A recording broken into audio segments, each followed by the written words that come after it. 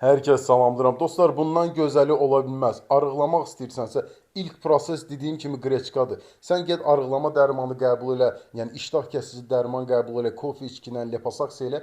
Bunun hamısının fasadı var. Yəni bir daha söyləyirəm, sən bu qreçkanı elə gözəl bişirə bilərsən.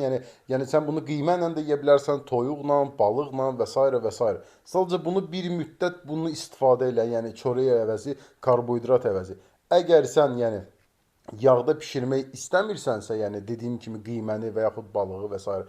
ondan sonra sən üstünə yeməyin bir qaşıq zeytun əlavə edə bilərsən. Misal üçün mən bu gün yəni yer fındığı çox yemişəm deyə, yəni yağı çoxdur deyə mən yəni bunu qiyməni suda eləmişəm. Əlavə yağ vurmamışam. Çünki dediyim kimi yer fındığının tərkibində yağ çoxdur, kifayət qədər bəsimdir, yəni gündəlik. Bir daha söyləyirəm. Çalışın sağlamlığınızı, yəni qoruyun. Günə-günə satmayın. Sabah eləyərəm, biri gün eləyəm. Xeyri yoxdur. Onsuz da sən istəməsən, əziyyət çəkməsən, nəticə olmayacaq. Rahat bir şey axtarmayın. Bir daha söyləyirəm ki, çalışın bunu da yeyəndə depo yaratma. Bu da karbohidratdır.